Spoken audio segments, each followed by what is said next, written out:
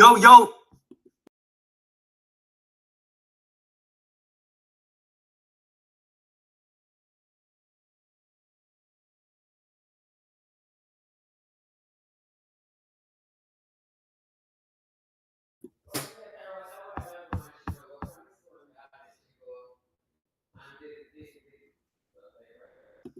Heard, man. What's good, y'all?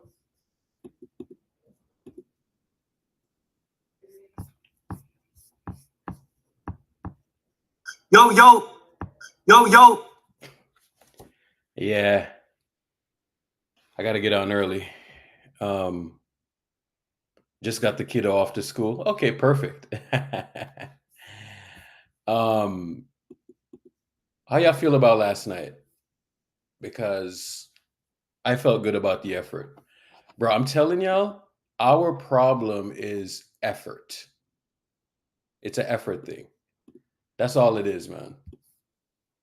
And, you know, I was thinking about Jimmy Butler last night. And, y'all know me, bro. I've been lukewarm on the trade. 100% lukewarm on the trade because I just feel like, what does Jimmy Butler have left and all of that stuff, right? He made what he made, but you see when I see him talk like this and what I know he's doing behind the scenes, it makes it worth it for me. It makes it worth it for me because a guy like him should probably win a championship. It's all situational, you know what I'm saying? So a guy like him should win a championship, and if he doesn't win, he went to two finals and he had no business being in those two finals, those teams had no business being there. And, he was kind of like the driving / stabilizing force behind that. There is a world where he's in like 3 NBA finals, there is definitely a world where he's in 3 NBA finals and he probably should win a championship. And, anyways, let me play this because this was my biggest takeaway from last night. Hey, Jim, you worked with Kaminga a bit this season, and he's obviously was off to a great start. Last couple of games, not so much, like tonight.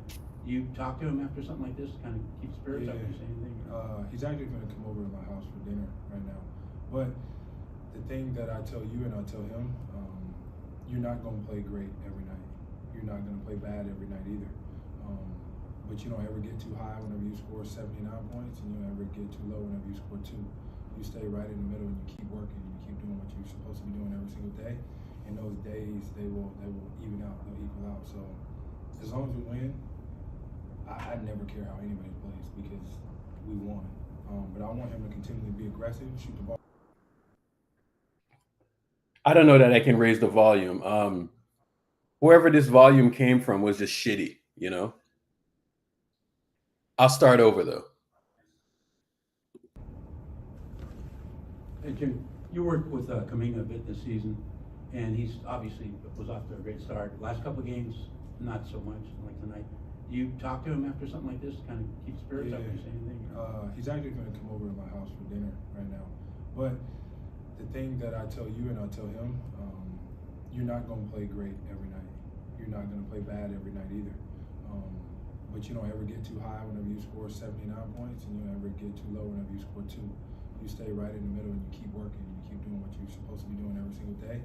And those days they will even out, they'll equal out. So as long as we win, I never care how anybody plays because we won. But I want him to continually be aggressive, shoot the ball when you're open, attack, get to the free throw line, all of that good stuff. I wouldn't say that he's played bad. The stats he had 5 points on, whoop-de-doo, who cares? Because there's going to be nights when he has 45 points, and it's going to look like, oh, look at this. But he's playing well enough. On the defensive side, he's rebounding the basketball. It's more than just scoring, which is what I try to tell him. Yeah. Just keep your head up, kid. Because we'll be fine. Because I'm telling you, his dynamics and his dimensions, we're gonna need him. And all this cutesy cutesy shit with the guards and stuff. You know, that's cool and all, but you know, Sage fried us last night. I mean, you want Sage to fry us, but let's talk about what Sage was talking about last night. I was focusing on really something specific, right? With Sage. Because I heard Sage say league average in terms of effective field goal percentage, right? And I focused in on the league average part of it. Okay? So I looked at the league average part of it and I was like, all right, cool, league average. So I said to him, what did Steph Curry score in terms of,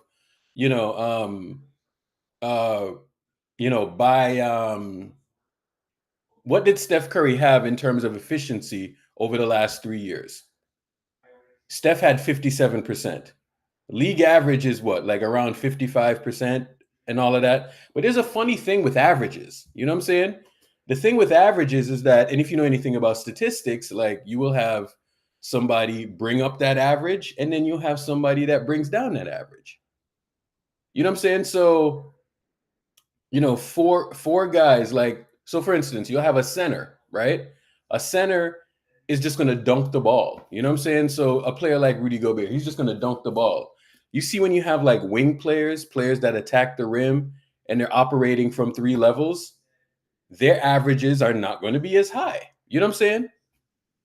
So like Steph Curry the last couple of years is what? 57% effective. You know what I'm saying? So I think when you are anywhere north of 53, 54, that's really fucking good, bro. When you are shooting close to 50% from the field, that's really fucking good. So, the point that Sage was making about him not being efficient, I'm like, bro, like, that's not true. He is efficient. So then I asked for examples. I was like, okay, so, and he said 60% should be where he's at. And I'm like, okay, how many guys are shooting 60% on volume? 60% on volume is fucking elite. Now you're talking about KD and Giannis and all of that shit.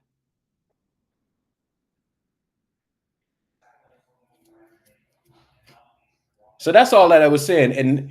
And now when he saw that the argument wasn't going to go in his favor, now it turned into positions. He would have been better off. He would have been better off if he did this, because this is a proper way to do it. You have to go by volume. You have to go by shot volume. Okay? So I used to do this thing where I would look at Steph and I would say, all right, if you average 25 points a game and you have X percentage, right? How many guys did that? All right? So 60% effective and 25 points a game. Do you know how rare that is?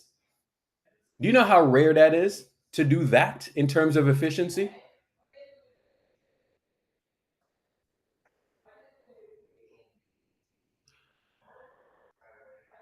No, I'm saying, so it's like, and then when Sage was trying to pivot away, and I was asking for examples, you know what I'm saying? But that's a wrong argument to make. By volume, is that efficient? By shot diet, is that efficient? So sitting there and calling him efficient for somebody who's in the mid 50s for effective, I don't know, bro. That's just a disingenuous thing to me. That is efficient. Jason Tatum, NBA champion. He's in the mid 50s? 52, 53, 54? Shot diet's not the same, but I don't know.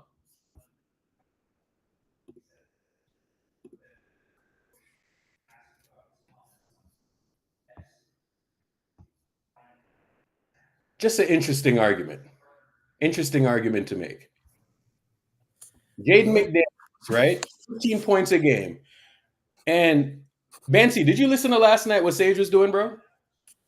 No, I decided to go to bed as soon as the game finished, dog.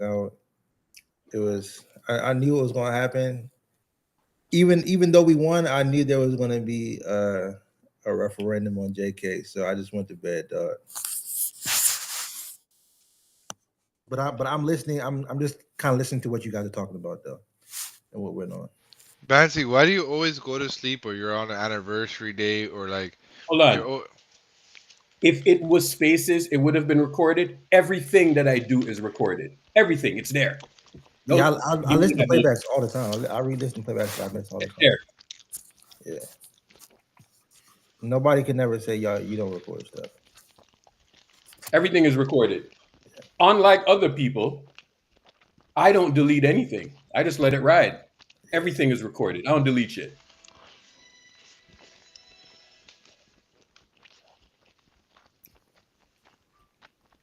But not Right? So, like based off of what I'm hearing though, I think that the truth the fact is that like JK just has to be more efficient at this point in time. And I think why I think it's happening though, I don't think, like, looking back on what I think was his most, like, his best stretch of efficiency was, like, especially on volume, was that 23-24 season.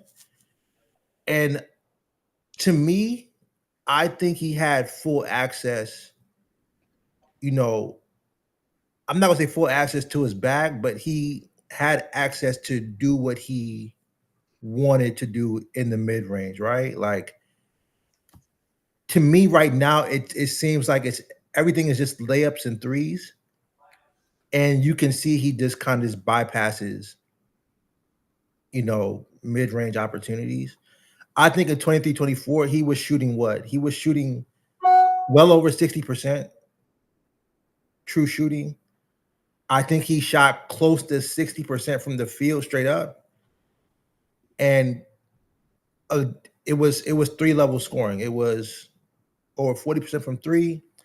He had plenty of moments when he went to the mid-range, and obviously getting straight to the rim. Right now, it seems like it's just like, I think Kerr's taking away the mid-range, and I'm not gonna say for, like, it's for good reason. Just from the point of view that you already have Jimmy, yeah. and you don't want, you know, the third guy shouldn't necessarily be taking mid ranges. And I guess that's his, you know, his point of view. But I guess it's just going to take time to adjust to just, you know, layups and threes. But I personally think that when he was the most efficient on volume, he had access to all three levels of his, you know, his game. That's just what I see. I don't, and if someone wants to come up and refute that, but I think he was scoring what? He was scoring well over 20 points a game on over 60% true shooting. You know, 50, 56, 57% from the field, which was crazy. And, you know, it was good. So, but the only issue with that part was that he hadn't, you know, really incorporated, you know, the playmaking. And so the playmaking's gotten better, the rebounding's gotten better, but he's like in an in-between part right now where it's kind of just layups and threes. So I don't know. What's good, Jack boys? What's good? What's good? Let me just say this though real quick. Ben, I'm gonna be honest with you. I know JK's in a situation, because like me, at one point I was frustrated with this whole experience too. And I was just ready for him to move off from the team, because like, we shouldn't be experimenting in year 5, right? But I just think he's at a disadvantage regardless of how good he performs, and for several reasons why. Like, you look at Harrison Barnes, right? Harrison Barnes, essentially in college, played 2 years for UNC, started, I believe, those 2 years. He was a small forward, and essentially the Warriors, Steve Kerr rather, made him a power forward when it mattered most, right? And so Harrison Barnes was never asked to bring the ball up and be like some ultra playmaker, never. But what Steve Kerr did get from Harrison Barnes was, look, threes and layups, or threes and dunks, as you mentioned. The flip side to it is that Harrison Barnes isn't the athlete that Kuminga has always been. And I tell people, when you have used like a specific skill for so long, bro, you can't just turn it off and turn it on. You see what I mean? So like, you could tell like this dude at times is super confused as to like when to take the mid-range, because everybody told him the mid-range was a bad thing. But then it's like, you know, oh yeah, it's a few seconds on the shot clock, take the mid-range. Just like Andrew Wiggins. You look at Wiggins was like inefficient over the years, right? And if you see, once he started playing with Steph Curry, his three-point range and his efficiency got better, of course, but they kind of changed his shot diet as well. But it's like, bro, you can't try to keep forcing players to be a specific skill set. And that's why I think, like, if you don't, I guess, conform, and which you maybe don't want to because your philosophy works, then you got to move off from the player, because you're going to be frustrated. The player's going to be frustrated. And, you know, it would be one thing if Steph Curry was 26. All of this wouldn't have been, you know, so worrisome. It's the fact that these are the latter years of Steph Curry's prime career in itself. And it's like everybody is looked at now under a microscope. Look at Dante DiVincenzo, for example, Bancy and Herb. Yo, Dante was struggling Bruce, with the Warriors. Bruce, I'm going to be dead ass, right? I'm so sick and tired of hearing about the end of Steph Curry's prime, okay? Right. And let me tell you why I'm fucking sick and tired of hearing about it. Because we had Jordan Poole in here, okay? Mm-hmm. And Mans was insecure that Jordan Poole was good. And we won a championship with Jordan Poole, and the nigga got punched. So I'm not trying to hear that, bro. And that's what I'm saying. Okay. That's so when that's hear, been my loudest point. Bruce, hold on. When I hear people talk about, oh, we need help, we need this, we need that, we literally had a nigga that was homegrown. Okay. Right. We had a nigga that was homegrown, and he played well, but guess what? He played too well, and then he got punched in the fucking mouth. Okay. So he got punched in the fucking mouth because for essentially playing too well, because, you know, Mans was over there pouting and doing this and doing that and doing the most, right? And Jordan played great, got rewarded for it, had an amazing playoffs and all of that stuff, and he got punched in the mouth. Now it's like when he got punched in the mouth, he was told to just sock it up and don't say shit and fall in line and blah, blah, blah, blah, blah, right? That's what he was told, right? So when we're going to have somebody that was homegrown, that performed, that did everything that he was supposed to do, and then all of a sudden he gets punched in the mouth, and you hear people say, well, we should have traded away, blah, blah, blah. I was like, nigga, we the best way to do it, especially in terms of the confines of the cap, you have to build from within, okay? So, all right, what if we get somebody else? What if we go and we trade for somebody else? How do I know that motherfucker ain't going to be insecure about said player getting traded? So why didn't we get OG Anunoby? We didn't get OG Anunoby because OG Anunoby was worried about the dynamics, because Draymond Green punched another dude, bro. Right. That's why we didn't get him. Right. And OG Anunoby, when it matters most, he's playing power forward, which is also the position Draymond wants to play. And so I'm glad you brought up the Poole thing, and I get it. I know a lot of people now today are going to say he stinks, but nobody was saying that when they won the title. Everybody was celebrating and saying, like, this is the future, right?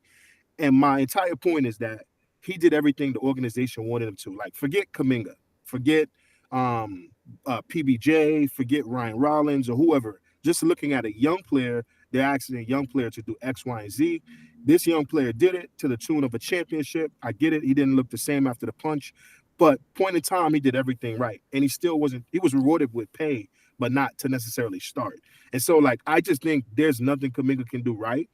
And I think the organization got to look at it like when they acquired Wiggins, when they acquired Kevin Durant, when they acquired Andre Iguodala. If this guy, for some reason, is just can't do what people want him to do, just go ahead and trade for a vet. Just go ahead and trade for a vet. No, but how do I know? How do I know that vet that they traded for, right? Or that vet that they're going to trade for? How do I know? You don't. You don't know he's going to. That's going to fit. Hold on. That's going to fit within keeping certain people happy. How do I know that? Right. Because guess what? Yeah, you know, literally the reason why we didn't get OG Anunoby, right, was because or Siakam. All they had to do was just say that we agree we're going to sign a contract with the team. None of them wanted to do that, bro. None of them wanted to do that. And I heard fans say, "Oh, we should have just traded for them anyway." Nobody does that, bro. Nobody does that. Do you know why? Because you and the agent, as the GM, you and the agent are going to come in and you're going to agree. All right, no. If you just trade for a guy, the guy can just didn't want to do it, bro. He can just get up and leave. Nobody does that. But because people want to win the argument, you know what I'm saying? They're not taking those things to account. You know what I'm saying? So it's just wicked what people do. Everybody in the world wants to keep Steph, Clay, and Draymond, right? But when you start to bring in this other dude that might rock the, then it's like, ah, shit. Okay, so what is the caliber of player that you want? You know what I'm saying? Do you want the caliber of player to be of the caliber of player of Steph and Clay and Draymond? Is that the caliber of player that you want? So if you have that caliber of player, where does he fit within that top 3, top 4, or whatever? Where does he fit now? Irk, here's what I think, Irk. When you hear reports coming out saying that Draymond pretty much told the organization not to trade for player X because it would ruin the team, it sounds like a nice thing to do from a team leader. But then when you also hear about the reports of the guys linked, all of them put Draymond at jeopardy. Siakam is probably more valuable than Draymond. You can argue with a wall. Yeah, Draymond is better defensively, but he also got cooked by this same dude, and this same dude was also just in the finals. OG Anunoby today guards 1 through 5. Not the 5's as good as Draymond, but he's a pretty good defender, and he has a better offensive back than Draymond at this point. So all of these names you mentioned puts Draymond's job in jeopardy. So I don't know, bro. Okay, so Klay Thompson leaves now. We trade Andrew Wiggins and we get Jimmy Butler. At first, I was very lukewarm about the Jimmy Butler shit. But when the motherfucker is up here and he's doing shit like this and he's trying to bridge JK in, who is clearly a talented player, he's trying to bridge JK in. Now we're talking. OG Trey, I'm not going to listen to anything you say, bro, because you came up here the other day and you said you made an argument about why pods should be on the court, and your argument was ball handling. You know what I'm saying? We got Jimmy Butler, we got Draymond Green, we got Steph Curry. We don't need no extra. We don't just need a guy there for ball handling. Let's be honest. Yeah, and if he's going to ball handle, he should be able to ball handle and like create shots. Yeah, Don't tell me he can. How about having a anybody nigga that can actually create shots? You know what I'm saying? Like anybody could create shots. Anybody could create shots when Steph Curry's on the floor. Like, come on, you're telling me like Ian Clark. Could you imagine at any point Steph Curry and Ian Clark start next to each other, Irk, in the backcourt? I'm not trying to hear none of this shit, bro. Enough with these guys. You know what I'm saying? Like, enough with the Steve Kerr guys, bro. Enough of the fucking nonsense. How about you get some dynamic niggas in here, bro? Simple. How about we do that? Come on, dog. OG Trey, we sit here and we talk about the Warriors, my guy. If you want to leave, you can leave, my guy. You know what I'm saying? Go to the other. Yeah, that's what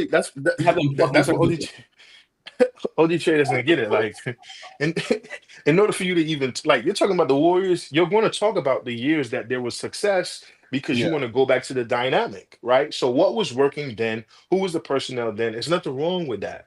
You know what I mean? Like, come on, man. Like, OG Trey, stop living under a rock, bro. Yeah. He cooked this, he cooked that. Like, you literally came up here. And I was trying to hear you out because usually I'm up here and I'm like zoned out because it's just like white noise when you come up here and speak sometimes. So this time I made an effort to listen to you, to hear what you're saying, bro. And this nigga came up here and said, I shit you not. The nigga came up here and said, we should have pods on the court because of ball handling. And I'm like, okay, my guy. All right, ball handling. You got it, man. Okay. Ball handling. You know, like and your thing with the ball handling was to take pressure off of Steph. Steph would rather have the fucking ball in his hands. You know what I'm saying? He really would.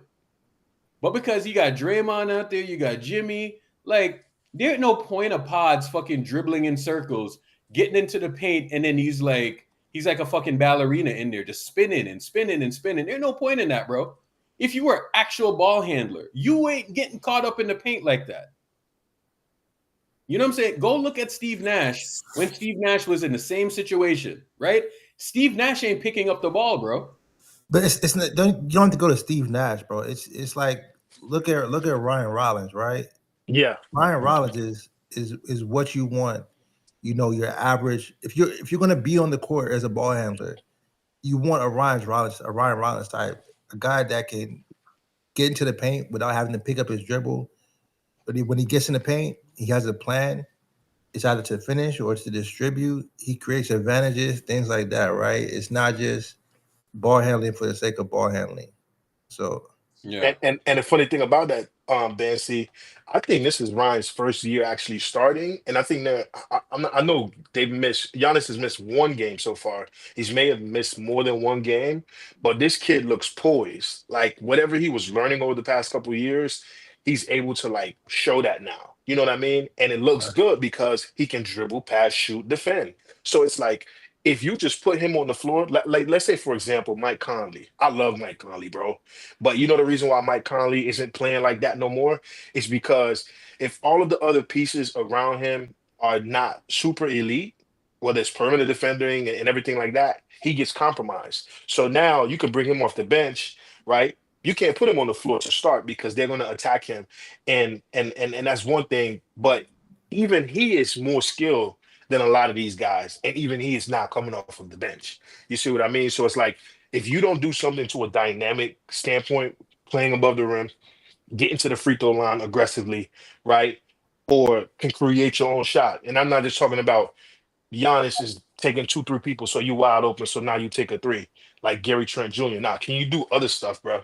And to me, romanticizing ball handling, like let's be for real, bro. 5 ball handlers is not guaranteeing you a chip. and to your point about Ryan Rollins, look at Poise. There was an article because they got Rajon Rondo on the staff over there, and he was talking about how Rajon they've been watching film for hours and hours, bro. So shout out to Rajon, man.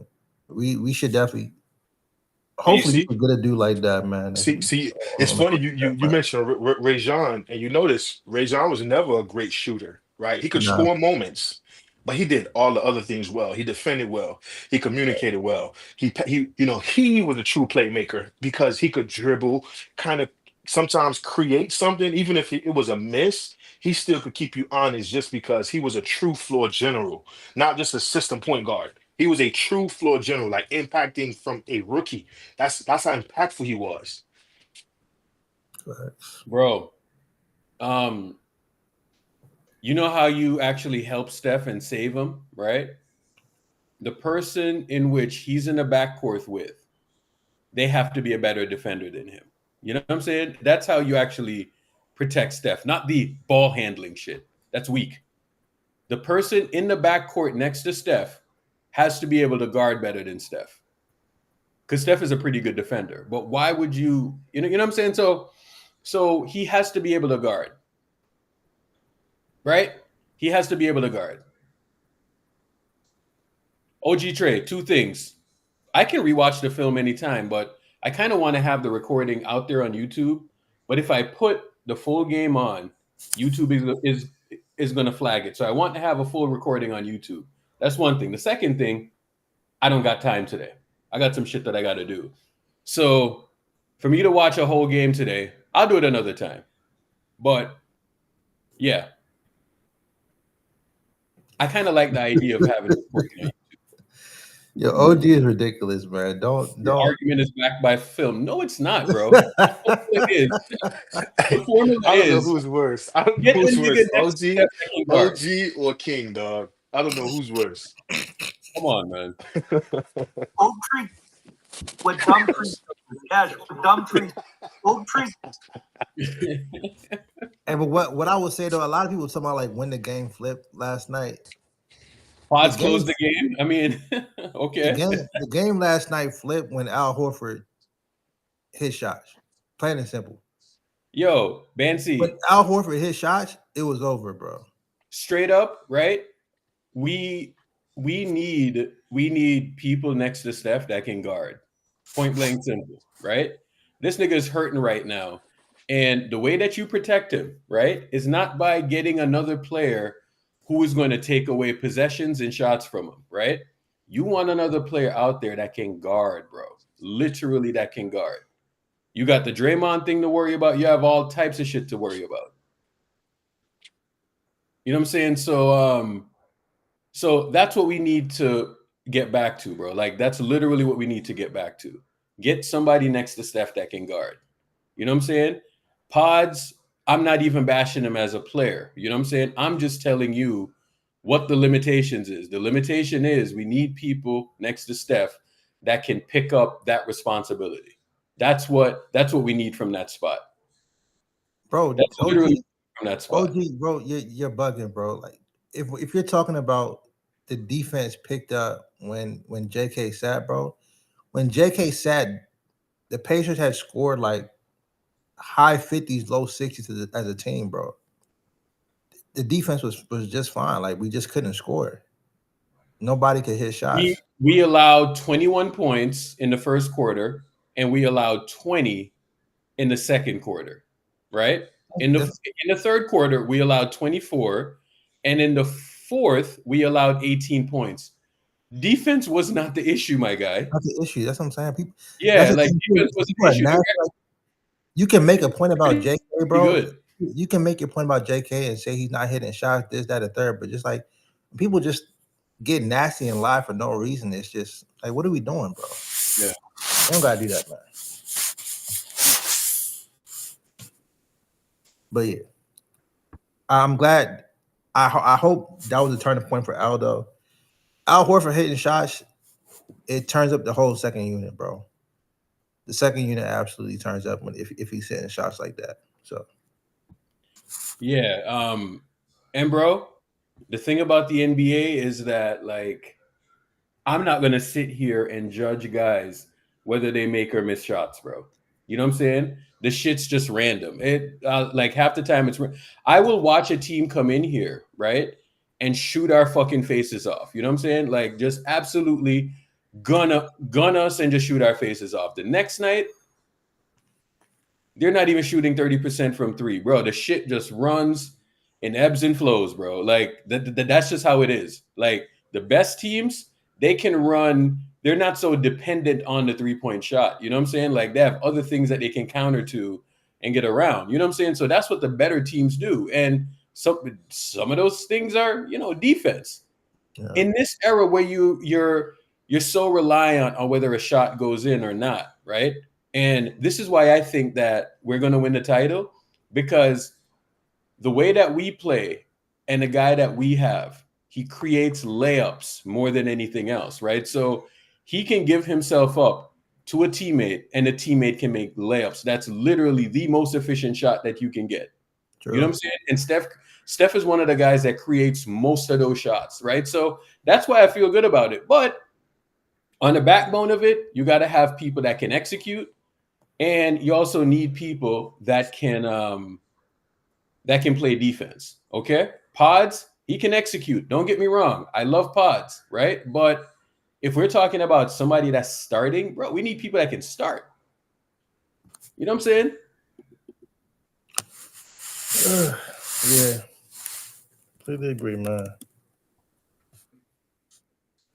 Completely agree, bro. We need people that we need somebody next to Steph that can guard. So your whole argument is we should just start Pods. I was like, okay, all right. That don't help us, bro. Yeah. You start Pod, you cook. Like that just logically doesn't make any sense, dog. Pods is like the best version I've seen last year of, you know, like the ideal guy next to Steph was literally Melton. Melton was doing everything, bro. You see, when I saw Melton out there in that Mavericks game and he was guarding Kyrie, I was like, oh my God, bro, this is it. You know what I'm saying? Y'all remember that, bro, when he was guarding Kyrie in that game and unfortunately he tore his ACL? That shit was just beautiful, dog. That's what the shit looks like. Somebody that can fucking guard, bro. Like actually guard. Yeah, man. Dudes that can get around screen in the perimeter. Because guarding guards is a specific trait.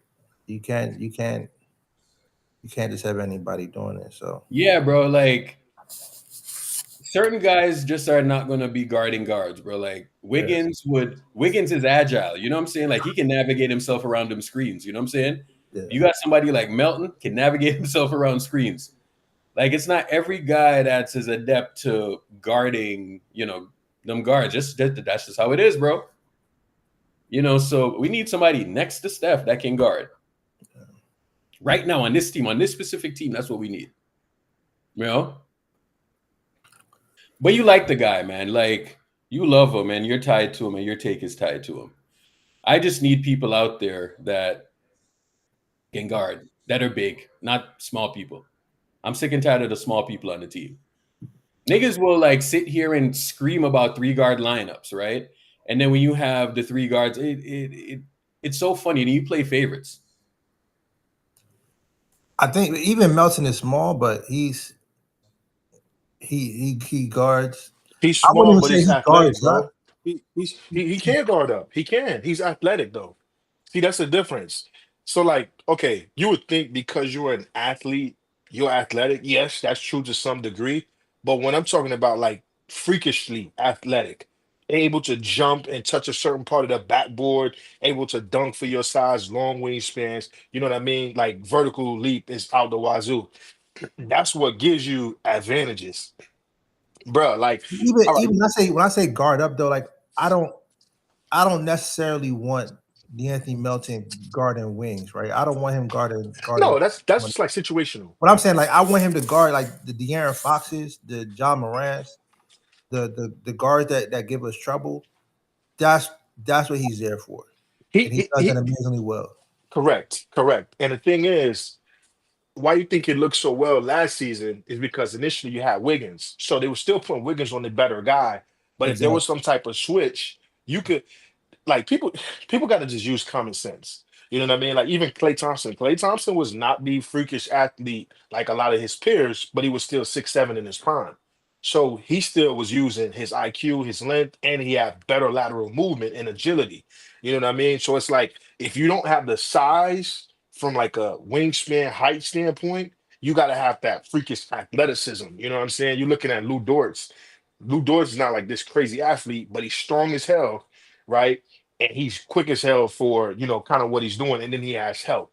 You know what I'm saying? So it's like we gotta just be real, bro. Like 2022 was even an anomaly in and of itself, and even that finals and a few of those series got really crazy, and certain individuals had to get their minutes tapered, and certain individuals had to play more. But bro, Stephen defense is what wins, bro. We know this. I think we'll get it finished. I think not finished, but I like the intensity from last night. I think both the first and second crew or the stars in the bench. I think everybody's intensity went up. I don't care that it was against backups. It was against the Pacers G League team. The intensity was up, and so I think we should be good going forward, bro. I think we should be good. Yeah. JK is going to be okay. Yeah. JK is the type of guy, and he's one of the few guys on the. Hey, how many times have you seen us on a fast break, right? Where the guy's out there and you watch the guy about to finish, and in the back of your mind, you're thinking like, oh, he ain't about to finish that. How many guys on the team that we see in like a fast break, right? And you see somebody tracking him, right? And you're saying to yourself, he's not about to finish that. You know what I'm saying, bro? I'm not saying that we should have like a bunch of like meathead Kelly Oubre types on the court, but at some point, bro, we have to. We have to. And when I say we have to have some athletes on the court, bro. There's a lot of athletes in the league, bro. We're gonna need these guys. Not every night Pods can dribble the ball more than 2 times without turning it over.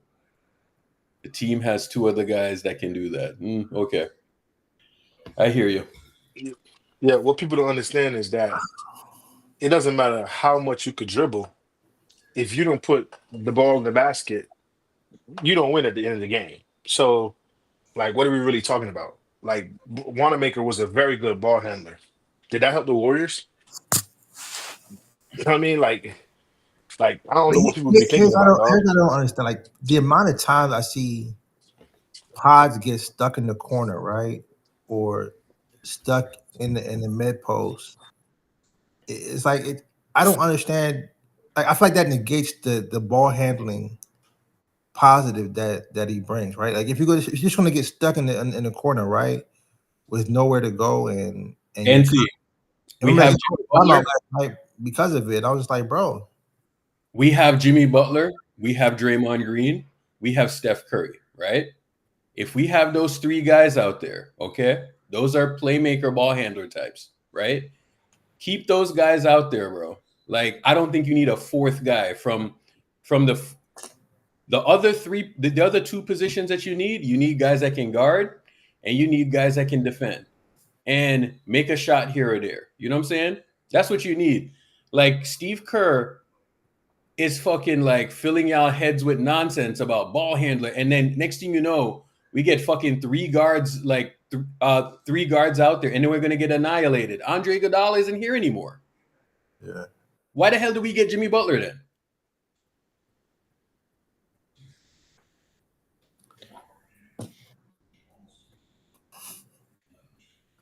But it's cool. All right. I need to listen to that playback from last night later on. I am not going to have. I don't want niggas out there just because they can ball handle. Nah, bro. Get niggas out here that can fucking defend, bro. If it's between ball handling and defending, Jimmy, Draymond, and Steph. Yeah, I gotta give props to the small guards, bro. Will Richard, bro. Will Richard is a dog, man. That boy is straight dog, bro. Dan, I had told them boys, Straight dog, I told them, I said, hey, Will Richard better than GP2.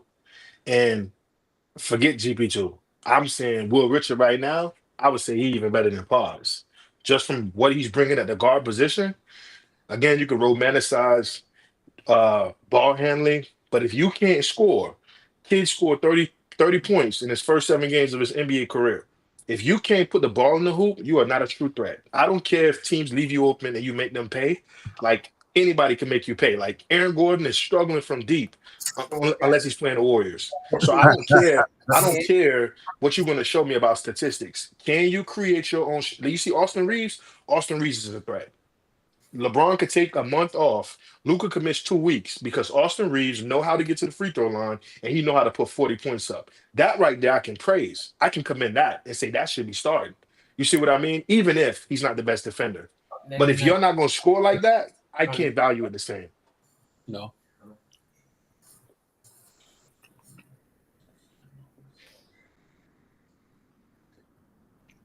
Jason Kidd was not a true threat. First and foremost, Jason Kidd could not shoot the ball well to start his career, but he was an amazing floor general. He was an amazing passer of the ball. He had amazing IQ, right? And his scoring caught up. Plus, that's a different era. You're trying to compare when the game was in the mud. This is not the same game. Like teams are shooting 63s in a game. Teams were shooting like 10 to 15 threes those days, bro. Probably 23s. It's a different game. Like, so, like, be for real. Be for real. I'm old enough to remember Jason Kidd. Went to 2 NBA finals as well. You don't go to the finals if you're not good. Hey, Bruce, what did Jason Kidd do well? To me, he was just super smart. He was an amazing playmaker. I mean, he had great ball handling ability. He read the game. To me, he defended too when he was young too. Exactly. Yeah, like you're talking about Phoenix, you're talking about New Jersey. He defended. He played. You know, he was gritty. He was defending his ass off. Yeah, so like, don't bring up Jason Kidd. I brought up Rajon Rondo when Ben C mentioned Rajon Rondo. Rajon Rondo could not score, but he was so elite defensively. He was so elite calling out stuff. He was like a young linebacker in his first year. You know what I mean? So like that's something different, bro. He could guard. Point blank simple. What is the difference between a playmaker and a play setter? Podge is a play setter. Kerr is telling him to run this action. He's running that action for Kerr. Jokic is a playmaker. He can knock down a three and make you play. Two people coming at him, he know how to pass the ball out of the double team, and he know who to pass it to for the swing, right? And if he got to get the ball back, if he got to shoot it from the hash mark, you know what I mean? He can create plays any type of way, scoring on the elbow, on the boxes, from the three-point line, whatever it is, getting to the free throw line. He could score so many different ways. So that is playmaking. Hey, look, what we want Paz to be, bro, is Eric Snow in his prime. Eric Snow is a elite play setter. That's what he is, bro. Eric Snow will set up the play in the most elite way, and you kind of forget that he's there sometimes, but you're glad that he's on the team, though. Banty, that's who Pods is. Pods is Eric Snow. Yeah, exactly. Pods is Eric Snow. That's a very. When the chat will know who Eric Snow is.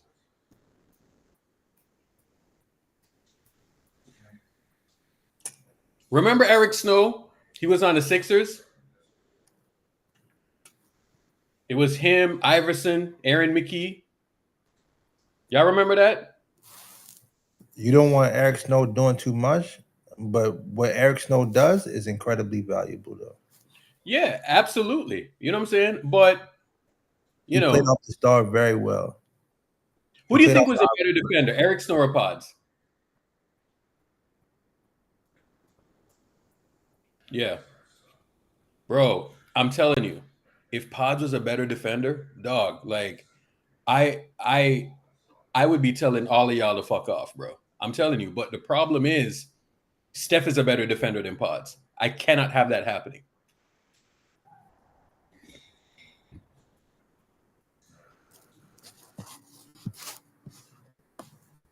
What does that even mean, OG?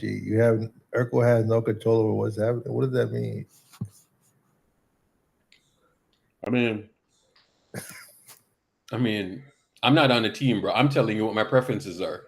Clearly, you're Mr. Fucking Obvious, aren't you? Jesus Christ. I know your girl wants to slap the fuck out of you, bro. Jesus.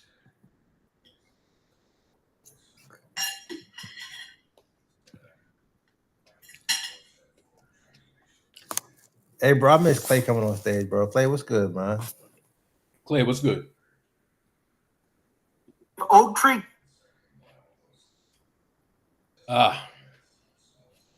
Man, but at least we won the game last night, bro. Because if we would have lost that game last night, you know, like, I'm not doing that thing no more where I'm standing on 10. You know what I'm saying? Like, oh, bro, if I would have lost that game, I'm going straight to fucking bed, bro. I'm not losing sleep. Straight up, bro. Hey, bro, I've kind of got to that point too, bro. It's like, if I know what it's going to be, man. I'm already on the East Coast, bro. And so I'm not going to get bad sleep and have to listen to foolishness, man. I got to pick one or the other these days, bro. Last year I damn near killed myself last year, like trying to, you know, stay up and doing all of this shit and get myself worked up. I'm not doing that, bro. Fuck that. If I'm tired, I'm going to sleep.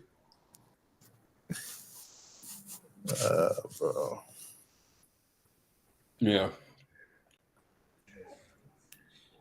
Because if I fall over, half of you niggas would dance on my grave. You know what I'm saying? So. Oh gosh. Oh my gosh, man. Half of you niggas would be like, let's smoke Urkel. You know what I'm saying? Let's put Urkel in a pack and smoke him. So it'd be the niggas that listen faithfully too, man. Just hate listening, dog.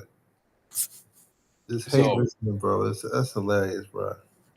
I'm not killing myself.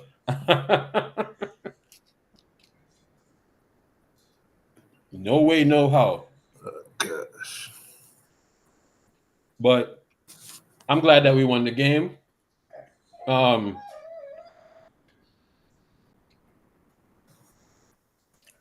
We should probably be like 6 in.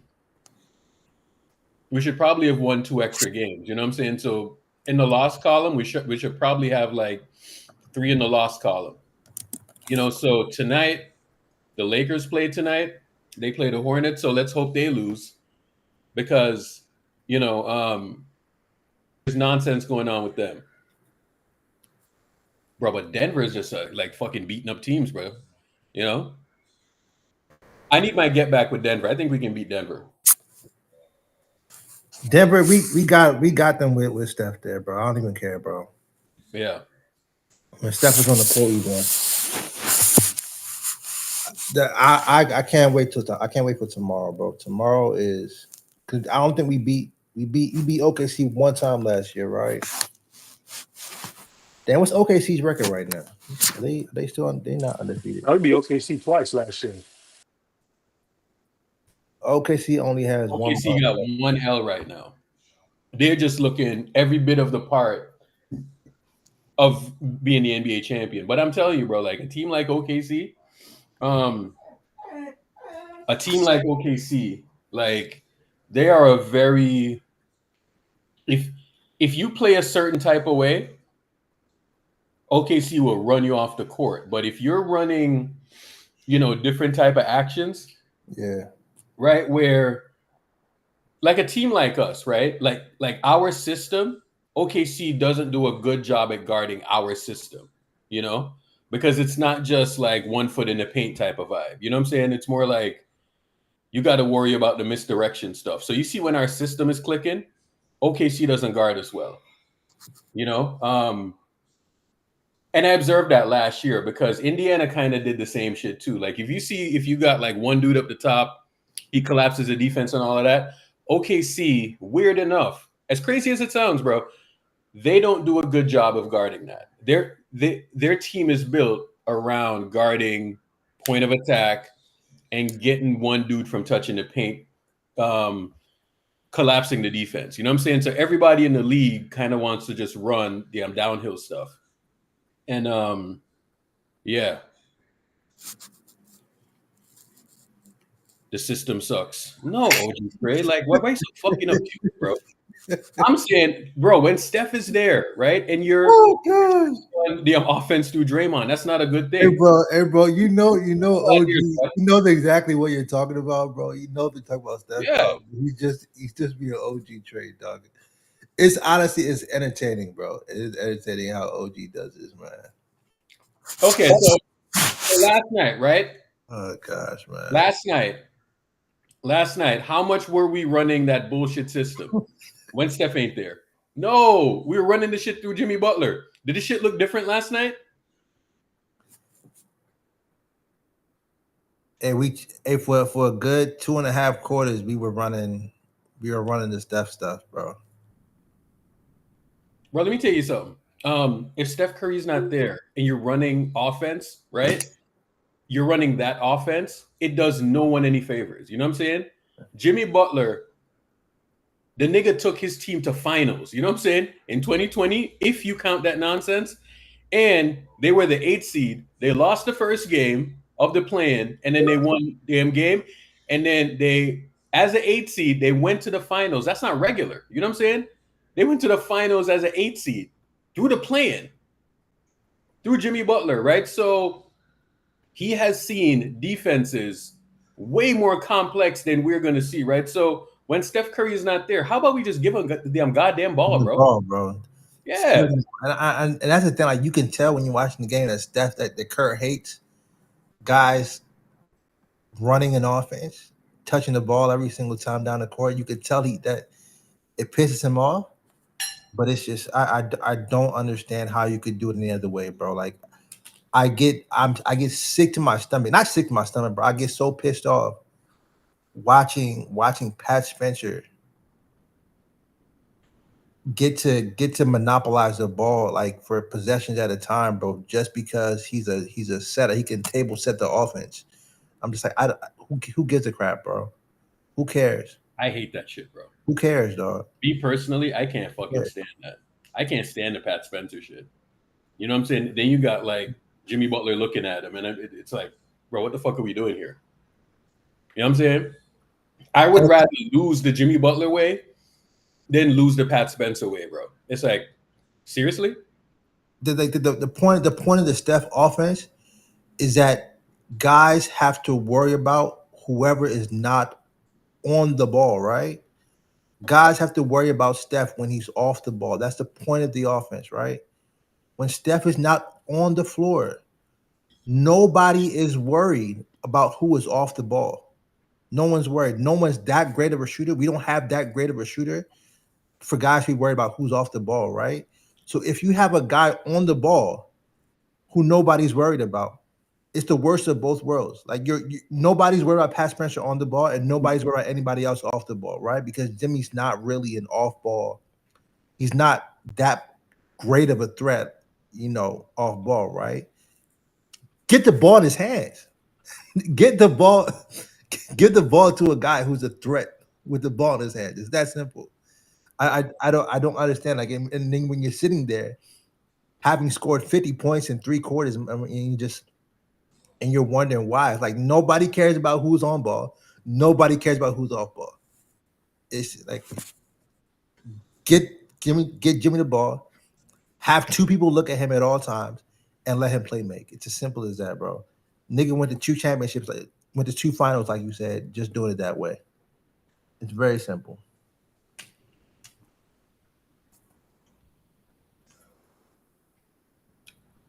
Jordan Poole sucks. This guy sucks. That guy sucks. I hear you. Yeah, man.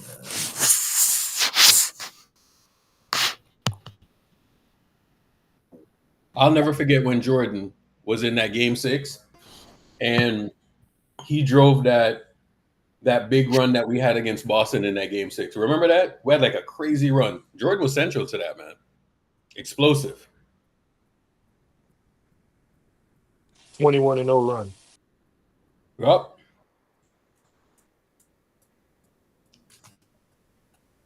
I love it. We got to have a mixture of both. I mean, I'm not here bashing at all, but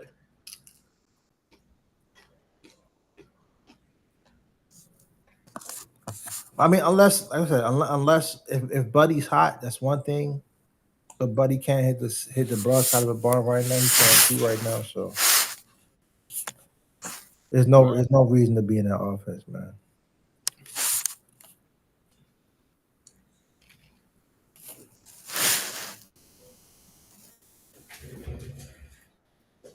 And for the JK stuff, I honestly think I think it's coming, bro. I think the offensive side is coming. And here's one thing one of the reasons why I brought up like his rebounding numbers, when compared to, the wings that we've had on this team, is I don't necessarily like him. I feel like he's hunting rebounds to some degree, right? And when you start to get in your head that you need to, come down and rebound like to a crazy degree, I feel like that's when you start to give up the threes in rotation, just because you're so far down. Rebounds? Huh? Do you think he's hunting rebounds?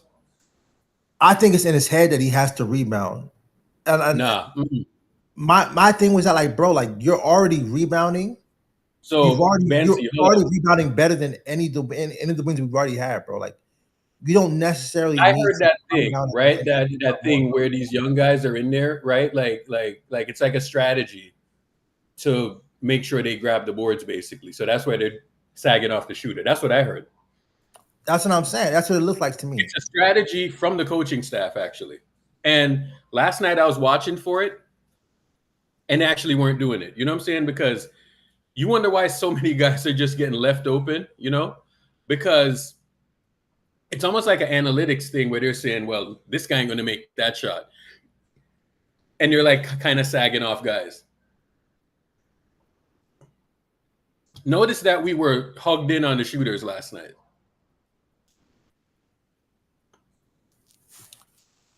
The prior games, yeah. Yeah, I think I saw it one time last night. I noticed it one time last night where it was just like, bro, like there was guys just way too deep in the paint. But yeah, that's what I've been seeing, bro. It's like I don't like the second off just to rebound. And I understand to a degree we have an undersized front court. Yeah.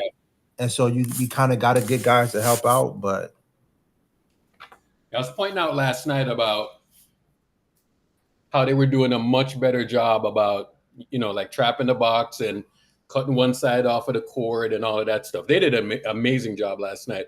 Granted, it is against the Indiana, like Pascal Siakam didn't play, Yeah. Andrew Nembhard at 14 and 9, so they did a lot better job with Indiana than last game, but Pascal Siakam was working us down last game, so we didn't have him to deal with.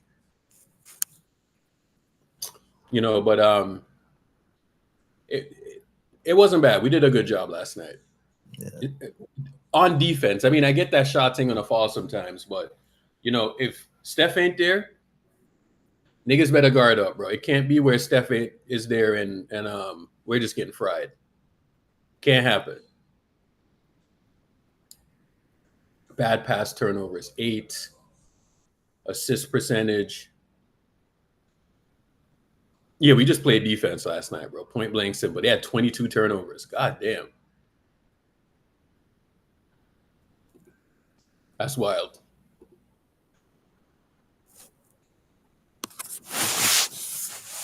What you mean go by quarter, OG?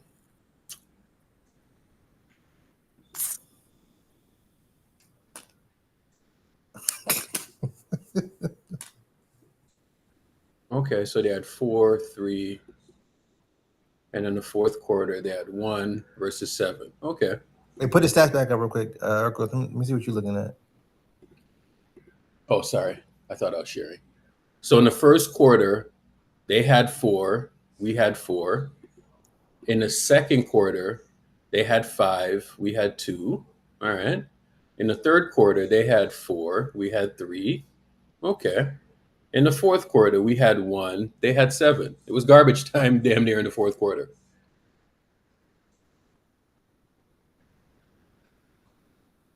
Okay. I don't get the point that you're trying to make.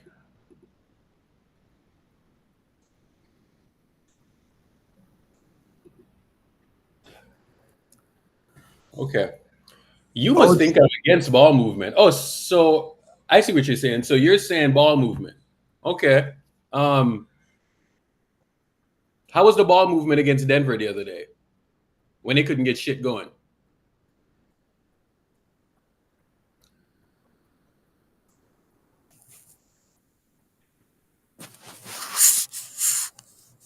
Yeah. You need people that can move the ball, right? And do shit with the ball, collapse the defense, all types of shit. Passing the ball just to pass it. I mean, and that happens a lot.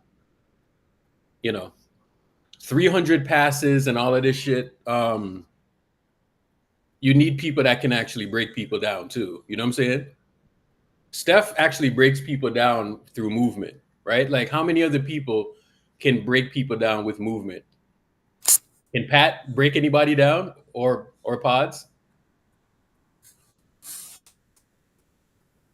I mean, it's 2 ways that you get a defense moving. You get it moving through, misdirection, ball movement, off ball movement, or you can break people down by off the dribble. Yeah. Hey, people, Einstein, the only thing I'm victory lapping from last night is just the effort, bro. I honestly don't care about anything else. Bro. It was a G League team. All I care about is that the effort was up. No. Because niggas clown us when we lose against these bullshit teams. We literally lost to this team like a week ago. And they had nobody out as well. They had nobody in there as well. So, what we're talking about is just the effort. The effort was way better. Way better, yeah. You know what I'm saying? So they had nobody last night. Last week they had nobody either. True. Are we really grandstanding over that? I mean, come on, dog.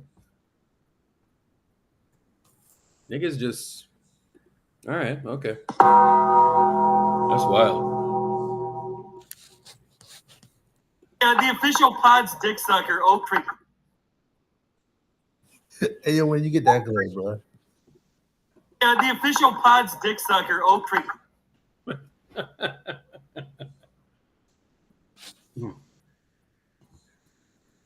Yeah.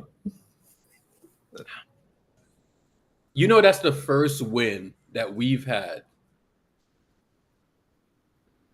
You know, that's the first win that we've had against the Pacers at Chase.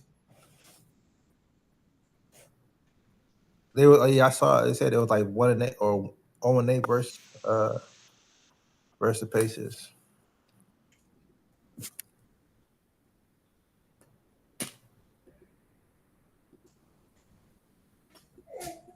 Come on. I want you to do it. Come on. Oh. You see, this is how crazy Pods is making Warriors fans. You want order in Golden State. Steve Kerr must take Pods out of the rotation and off of this team. Oh, and every day he doesn't, the Warriors will lose. Starting tonight. I mean, this is just not good defense.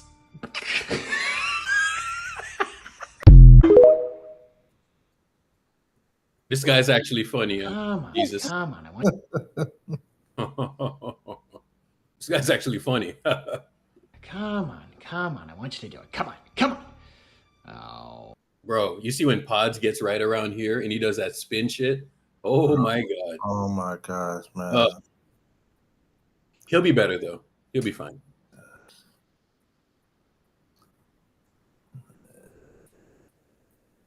The relationship between Mavericks owner Dumont and Nico has completely disintegrated. Momentum in the building around around Dallas firing Harris soon due to their poor start plus historic Luka trade gaffe. I mean, so didn't they want to trade Luka?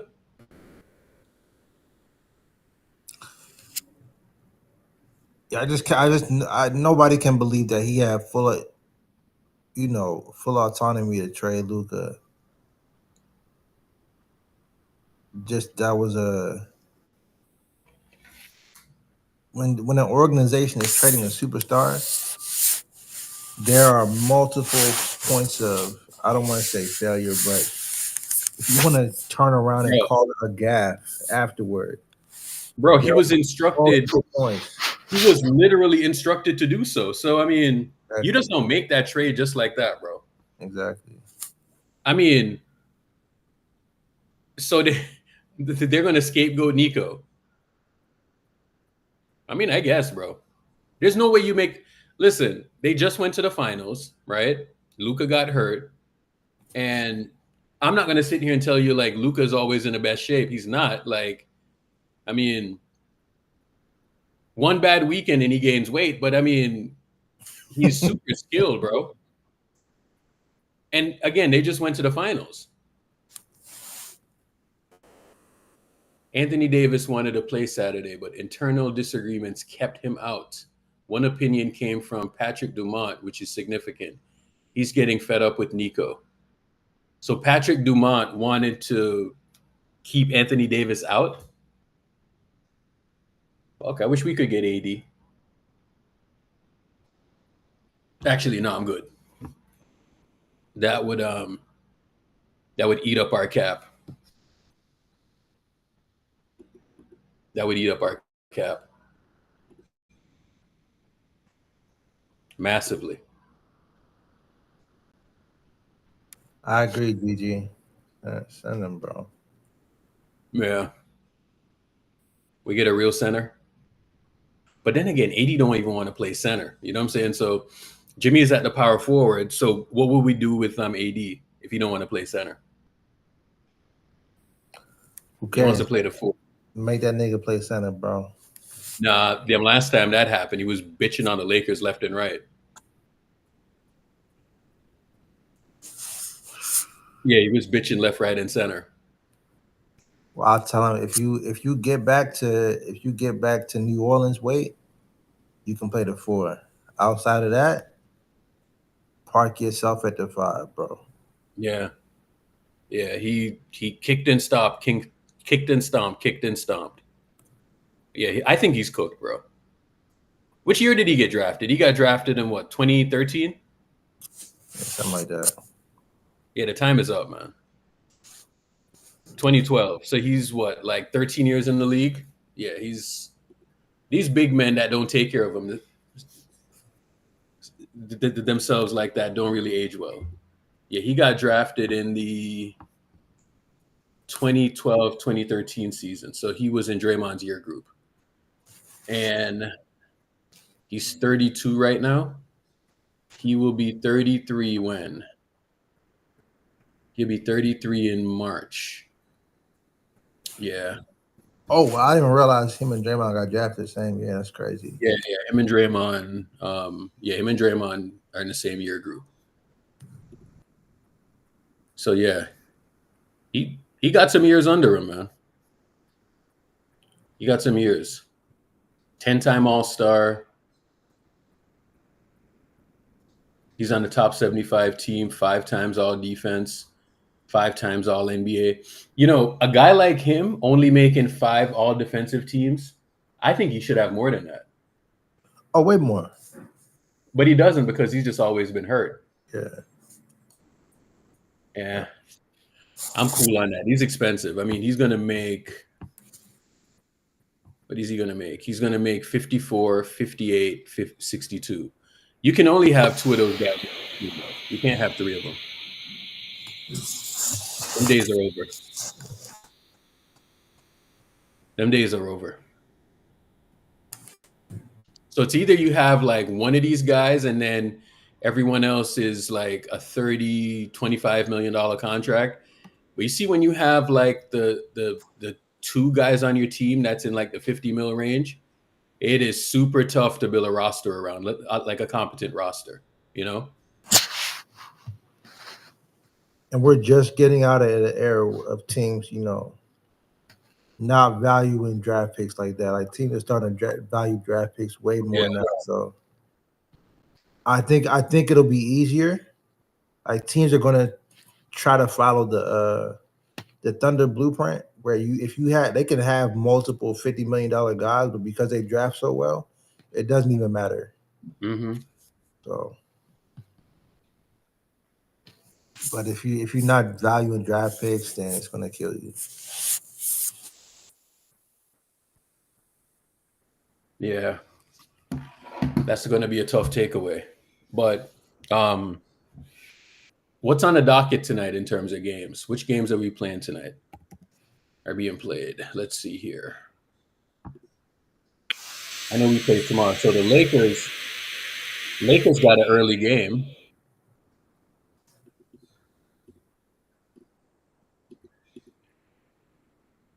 So the Lakers, you know, this is not going to be an easy game for the Lakers, I don't think. This is another trap game.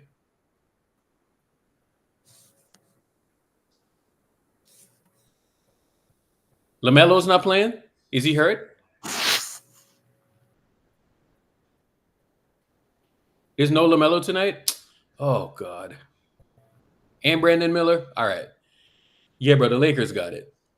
So Piston, Wizards. The damn Pistons are pretty good. Blazers. That should be a good game. Oh my gosh, I didn't realize the Pistons were 8-2. Yeah, bro, they're good. I knew they were good, but that. Then we got Heat, Cavaliers, Mavericks, Bucks. The Bucks won last night, did they? I don't even know. Nah, Houston won? Okay. Then we got the Pelicans, Suns. Oh, God. They're 5-5. That's an accomplishment for them being 5-5, bro. Because yeah, then we got Timberwolves and Jazz, and then Hawks and Clippers. Look at the Clippers, bro. Holy shit.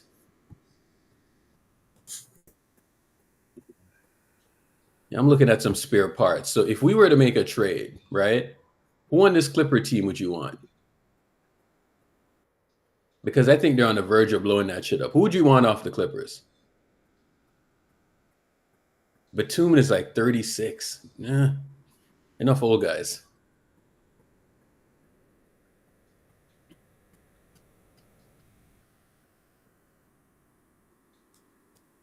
Kawhi, James Harden. They're 3-6, bro. Holy shit.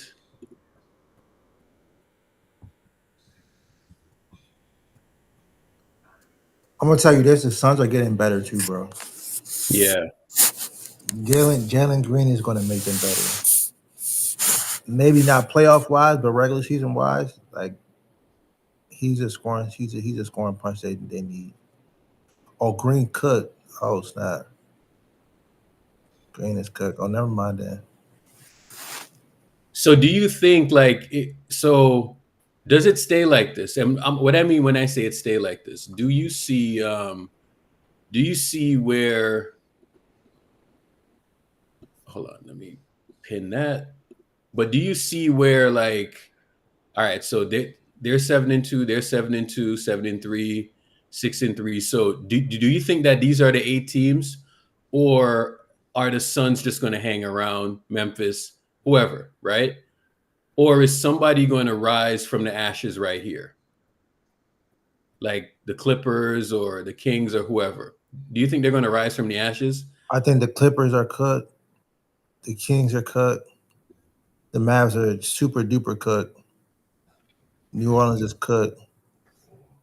I think San Antonio has to prove that they're real to me. But they have a lot of good pieces. Yeah. We just got to. I think it's just a top 6 thing again this year. Bro, We got to stay top 6. I think the Spurs are real. Here's why I think the Spurs are real. I was watching them against the Rockets the other night, and Wemby does not allow anything around the paint, bro. And when I mean anything, he don't allow anything around there, dog. It's fucking diabolical. Like, bro, what I consider good defense. I consider good defense when you go in there and motherfuckers is dribbling out the paint. You know what I'm saying? So you're not going to get a stat for that, right? It's probably going to show up in like the plus minuses or whatever. But you see when he's out there and he's have somebody going to the paint, bro, he breaks up every lob action. He breaks up, every type of dribble, type of penetration. He breaks everything up. Anthony Davis used to be pretty good at that. But this dude, bro, he's on another level. Hey, look at that. Look at the point per game differential real quick. Tell me who the polar bear in Texas is, bro. In that top 8. I mean, who's the outlier in that top 8? In terms of the differential? Yeah. Let me see here.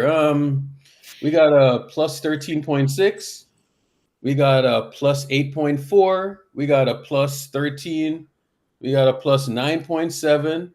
We got a plus 5.3. We got a plus 8.1. We got a plus 2.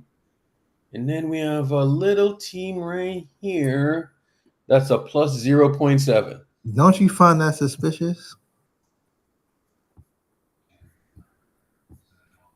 Hmm. Isn't this suspicious? Isn't this suspicious? That right there. Don't you find that suspicious? I would love to see what their record would be like if dudes wasn't just being marched to the free throw line like that. How is that possible? Bancy, they're 3 wins better than they should be, bro. Based on their net rating, they should be like either at 500 or below 500. Goodness gracious, man. Bro, the Los Angeles Lakers get propelled more than any team, bro. Like, you know, they get propelled, man. They get propelled. Nobody gets propelled more than them. They got two dudes in their backcourt. So Luka Doncic is in their backcourt, right? Luka Doncic is in their backcourt. Luka Doncic is going to the free throw line 13 times a game. So he's getting 13 free throws a game, right? My goodness. Austin Reeves, right? He is getting 10 free throws a game. So in their backcourt,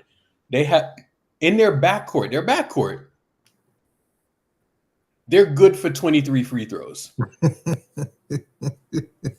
What? Oh man. Between two dudes, they're good for 23 free throws. And they'll sit there and look in your face. Matter of fact, scroll up real quick. I want to see something on the Eastern Conference side.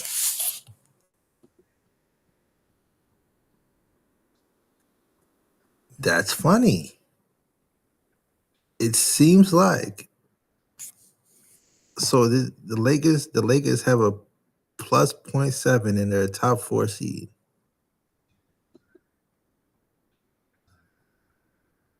And anybody below 1 is a nicey, like the that's interesting. But anyway.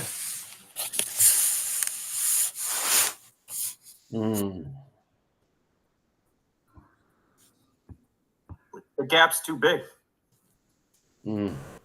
Right, Brandon? The gap's too big. Interesting.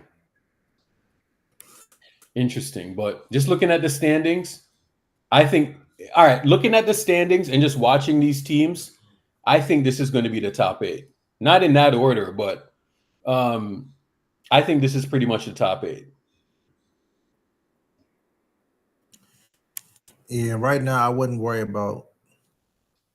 We got to get the top out of the bottom 2, but I wouldn't worry about the Suns or Memphis playing. So. If we play solid basketball, right, bro, the top 4 is within reach because I don't think the Lakers are better than us, right? For sure. I don't. All right, the Lakers, the Rockets, and Houston, I don't think are better than us. You know what I'm saying? You can make a debate with Denver right now, but I think we can beat Denver in the series. We can. Bro, we can. Yo, dog, Denver, Aaron Gordon is shooting like 87% from 3 in the last 2 games against us.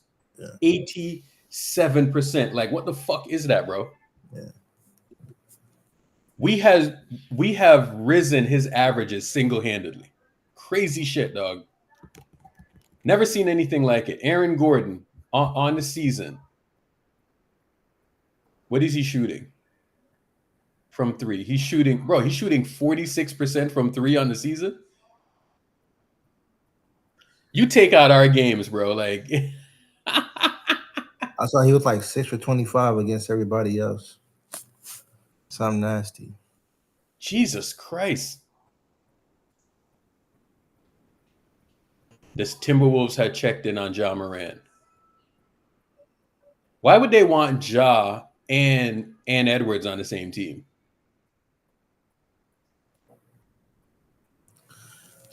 I can't even remember a team with 2. Damn, the only team I can remember with 2 ball handlers like that was like AI and Melo. Yeah, AI and Melo. But I don't think that would work though. That would be like the all YN team, bro. It would. They would have defenses in rotation like crazy though. Yeah. You think it will work? I don't know, man. I don't know.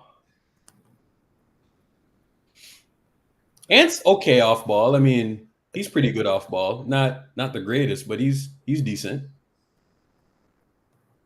Ja's actually a pretty good point guard. You know what I'm saying? Like, bullshit aside and nonsense aside, he's actually not that bad. Yeah. He's not awful. But just looking at this, man, I mean, I think, bro, the Eastern Conference is wicked, bro. You're telling me that Detroit might win the East? Holy shit. They looked pretty good last year. And of course, like every year you get better and all of that stuff. But, you know, we had issues against them last year too.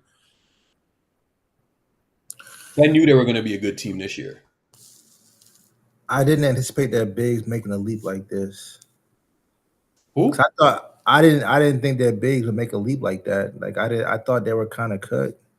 Yeah. They lost their best shooter and they lost. And they still haven't gotten back their shooting guards. But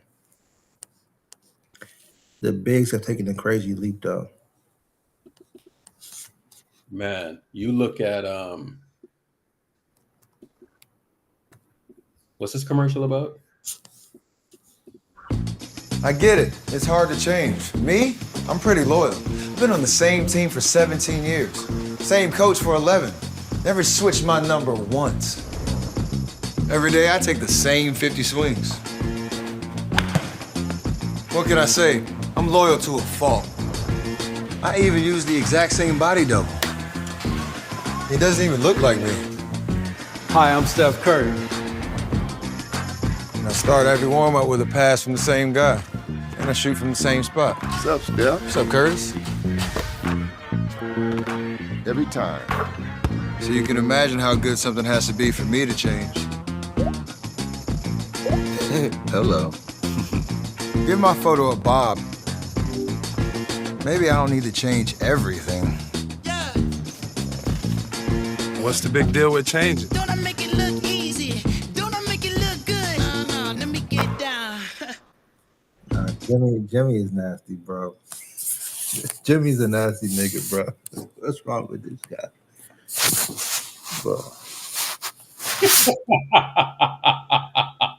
Jimmy is a nasty dude. Bro. Oh shit.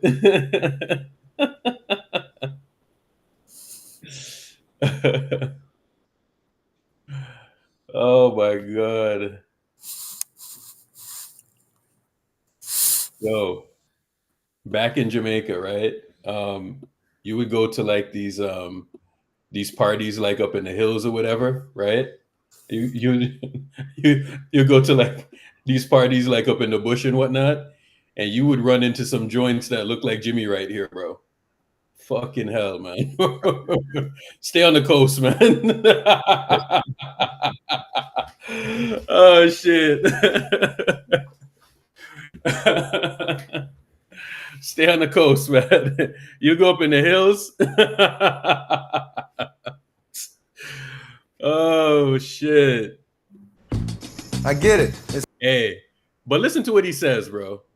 Listen to what he says right here. Very, very poignant, you know? It's hard to change. Me? Consistent. Like the theme of this is consistency. You know what I'm saying? Same organization. You know, you don't like to change like that. I'm pretty loyal. Been on the same team for 17 years. Same coach for 11. Never switched my number once. Every day I take the same 50 swings. What can I say? I'm loyal to a fault. I even use the exact same body double. He doesn't even look like me. Hi, I'm Steph Curry. And I start every warm-up with a pass from the same guy. And I shoot from the same spot. What's up, Steph? What's up, Curtis? Every time. So you can imagine how good something has to be for me to change. Hello. Give my photo a bob.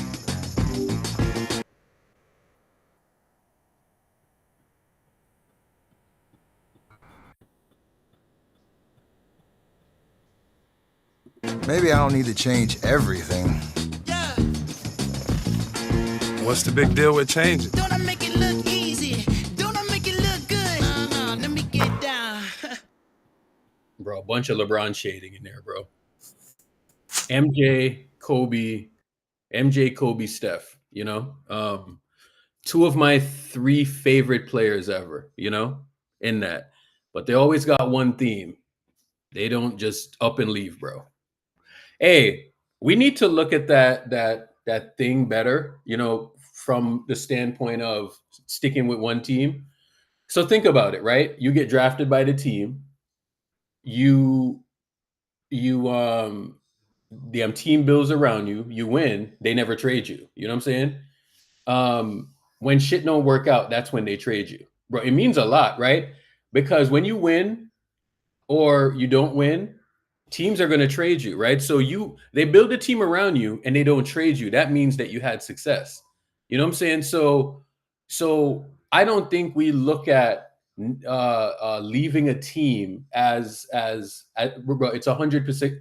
So you win, they keep you. It's really that simple, because if they build around you and you win, that is that's success, man. That's literally success. But we don't look at it like that. We don't look at it like that. That is definitely something that we should measure, of team drafting you, they build around you, you have success, and you just stay there. I mean, that's really, really hard to do, but we don't look at it that way. It's not a coincidence that happened with MJ. It's not a coincidence that it happened with Kobe. Those guys are champions, 4, 5, 6 times over. You know what I'm saying? So they showed you success.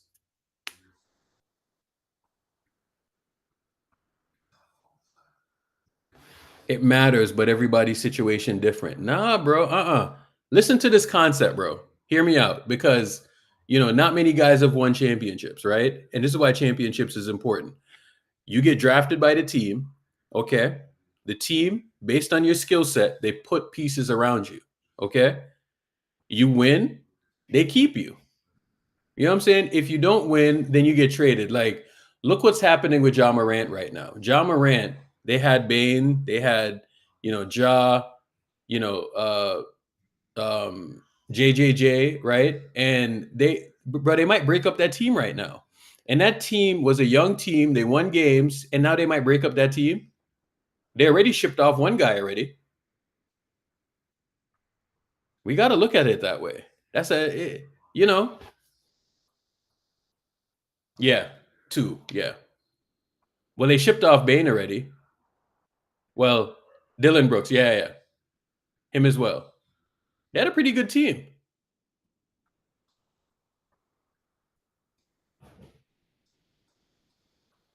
How many years was MJ with Chicago? Like, yeah, about 13 years. So he got drafted in 84, and around, I'm going to say 88, they started to win. 89, they started to win some games, and then they won in 91, 92, 93, 3 championships. 94, 95, they didn't win. 96, 97, 98, they won. I mean, they ruled a decade. I mean, they don't get much better than that. Yo, T Streets, you don't think they're trading Ja? Ja looks like he wants to get up out of there, bro.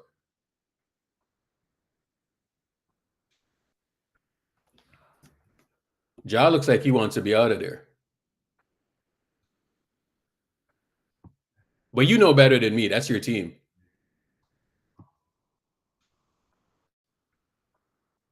That is your squad. He got it tattooed on his back. Yeah, no doubt.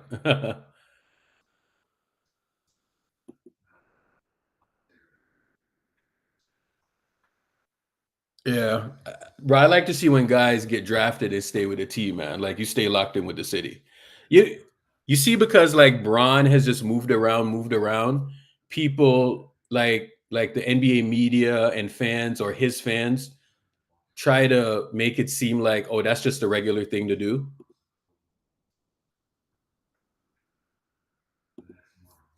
Urkel, hold on, what's this right here? Urkel will always find a new metric to use to give Steph brownie points above other players. I mean, all right, so how is winning a new metric? The metric that I'm ultimately talking about is winning. They build a team around you, and you win. How is that a new metric? How is that a new metric?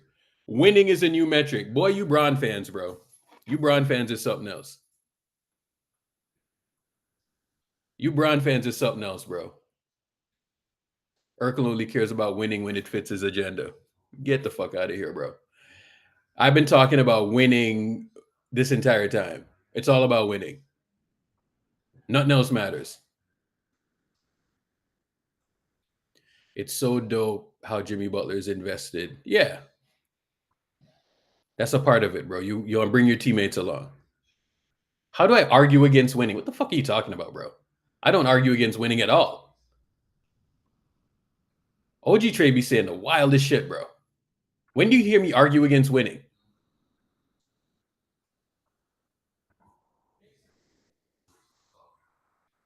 No, bro, like you think guys, bro, you have a pods agenda, right? Because you get cooked in the chat every day about pods, right? So you will do tricks on it literally every day to prove that you're right about pods. You know what I'm saying? And I like pods, but you are in the chat with a certain agenda, right? About pods.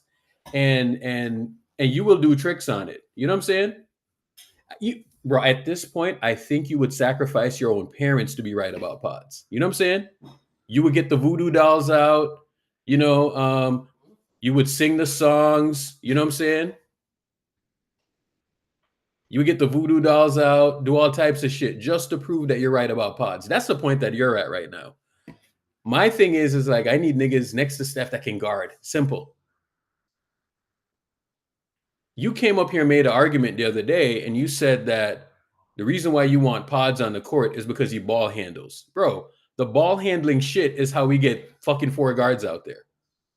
Steve is wrong about that. I don't fucking care what none of y'all say.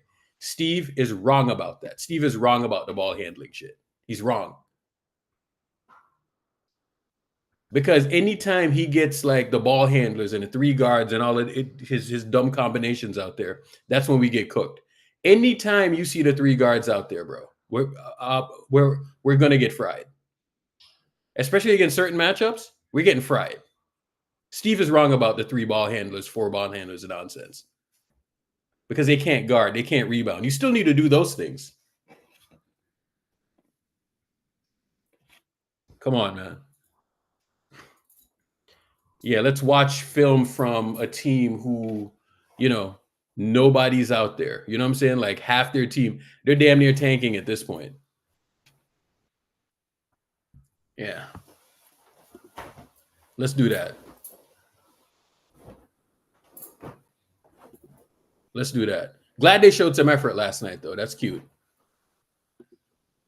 For once in their life. I'll stay away from the YouTube strikes, though. I don't need no YouTube strikes. I'm on YouTube as well. Hold on. Here we go. And hey, at this point, I believe it is a matter of when, not if, Nico Harrison will be fired. And there is a very, very strong likelihood that will be midseason. Maybe they can get things turned around.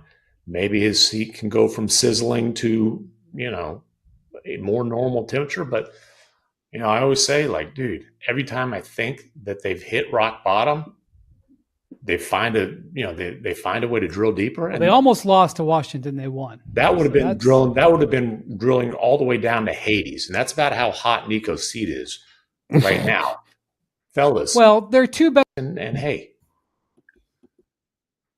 bro, this is always interesting to me when teams try to set like a narrative and they talk through the reporters and they want to get rid of a guy. You know what I'm saying?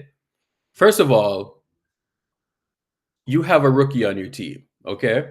I know people want to scream and rave about Cooper Flagg and all of this stuff, but he's still a rookie. You still got to adjust to the NBA game. That's one thing.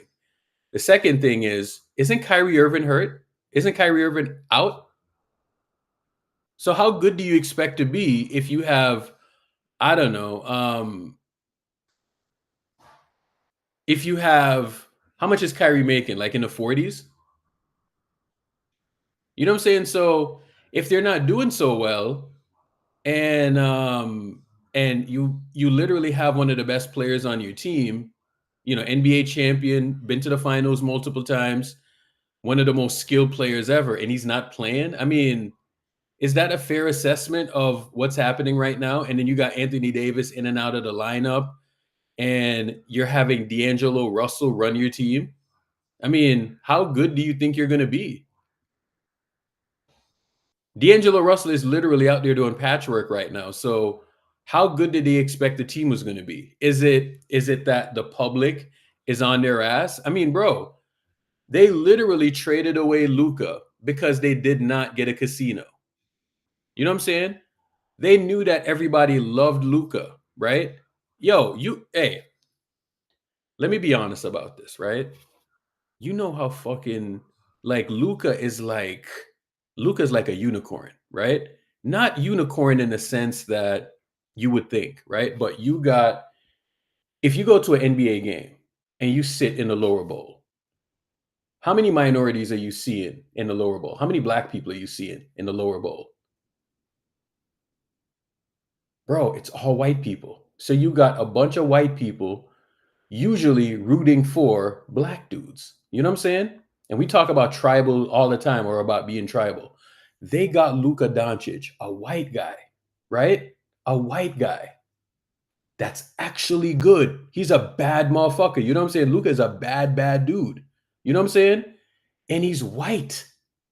So you got white audience, white fans, okay? And then you got a white guy that's actually a bad motherfucker that has the ability to take his team to the finals every year. And you trade him away. You trade him away because of conditioning stuff. And you thought he was going to age poorly. Listen, you don't trade away that guy and then you think that you're going to be good. It doesn't happen, bro. You know what I'm saying? You're probably going to struggle for a little bit. And then you somehow got the number one pick, right? But you don't lose, bro. Guys like Luka don't grow on trees, bro. You know what I'm saying? He scores the ball just as good as anyone in the league, right? And he is one of the best playmakers ever, right? The scoring and the playmaking, you don't find that package, bro. You traded him away. So you thought that you were going to be good this season? And you got Kyrie Irving out? But you want to fire the dude? The fuck are we talking about? The reason why they traded him was to get that casino, right? They wanted to spite Dallas. That's why they traded him away. There's no what, bro, even if he was hurt and all this stuff, they traded him away because they were trying to stick it to Dallas because Dallas did not give them, rights to build a fucking casino there. That's what happened. That's what they wanted. Now they're going to scapegoat Nico.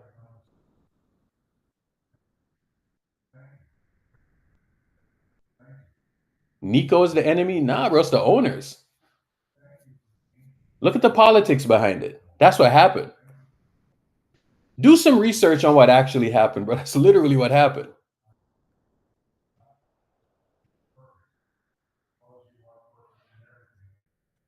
Let's look at that. I mean, right? But it's like, did we really? How good did we expect Dallas to be? Cooper Flag, I'm glad they got him or whatever. He might be a hell of a player, right? But how good did we really think that he was going to be? What's he doing this season?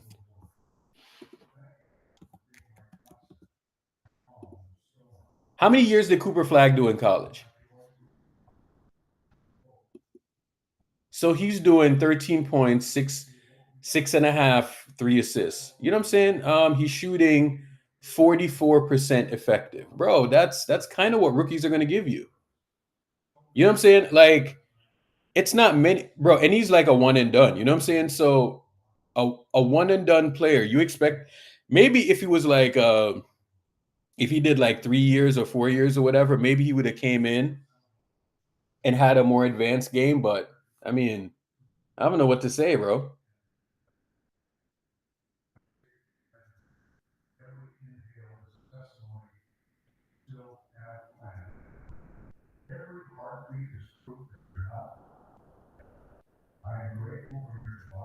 Great decision making. I mean, I clown Luca all the time, right? About his weight and all of that stuff, right? But I'm never going to say that he's not a hell of a player. I mean, seriously.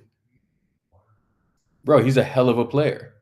But the NBA, right? There's minorities in this channel, right? So we're kind of like in our bubble. But when you step out there, bro, and you look at the NBA arena, it's a lot of white people. There's a ton of them. There's a ton of white people, right? And guess what? They're going to root for the white guy, you know? So there's a rooting interest. And you see, because the NBA is so, dark, it's a dark league. When you have like a white guy that's actually good, you are going to, as a fellow white person, right?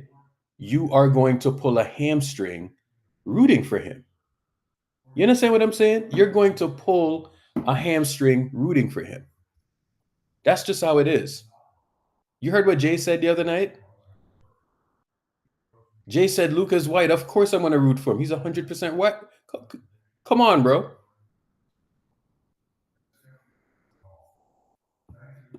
Black Lives Matter.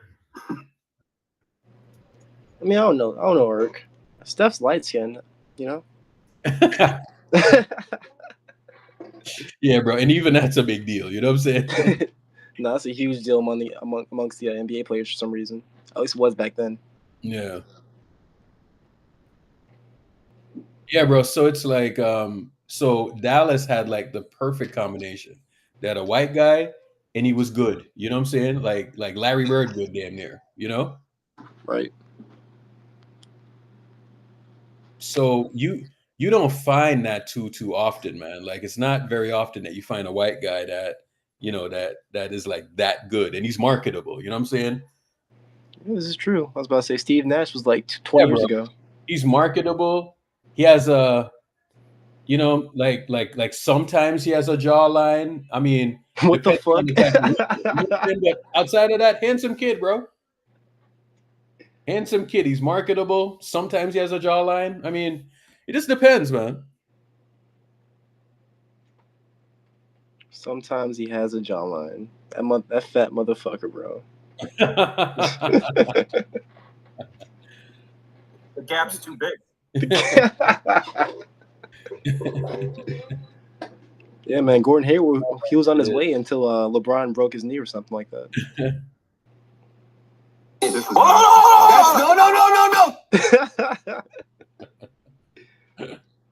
Bro, LeBron fans swear to God he wasn't involved in that play, but bro, he kind of caused like the injury. Yeah, he did. Yeah. So the Lakers play tonight. Should we watch the game over in Space Gang Lakers, or should I watch the game here? The Lakers game or our game? Here. Watch it here. Okay. All right. Hopefully, I'm home in time. So okay. So y'all say, all right. Let me put out a vote. Let's do this. Yeah, but it's not as fun to watch over there because they keep booting us off stage. That's true. Yeah.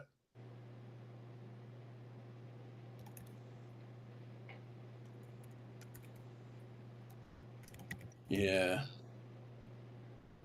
Let me see what y'all say. How y'all vote.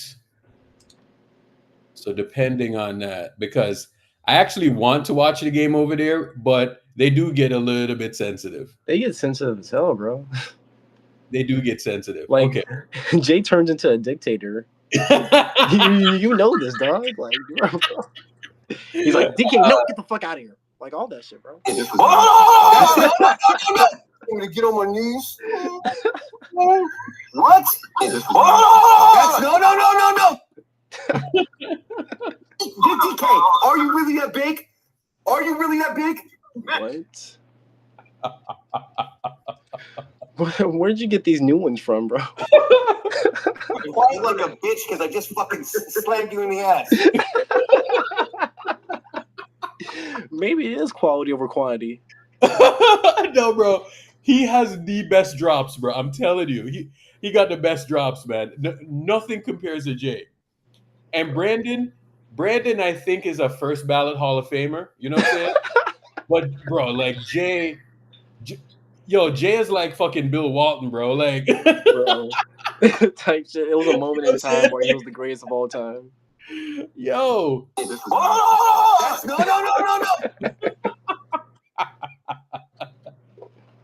Yo, I don't think he's clip farming, bro. I think he like blacks out. You know what I'm saying? Like he does, bro. He has to calm down. Pissing him off, and he just like blacks out, and you don't even know what he's saying. I mean, I'm a lot like Jay in a way when I get mad. Bro, I think people be pissing Jay off, and Jay just like blacks out. They don't even know what he said. Oh shit! Sometimes Jay just has a bad day and comes on stage. Man. Yo, Oak Tree, you having a good day at work? Yeah, the official Pods dick sucker, Oak Tree. That's all that matters, man. I hope you have a good day, brother. You my guy still, no matter what. Bro, we disagree, but you're still family. I was gonna say you need your own radio show, but I think this is the future. This is it, bro. No. Radio, fuck that, bro. No. This is it, dog. This is literally it. And you see the cool part about it, bro? I can literally sit here and like edit stuff and answer emails and all of that. So it's perfect, you know? That's perfect. Still get my ideas. But we'll get to another level production-wise when we start to get a budget. You know what I'm saying?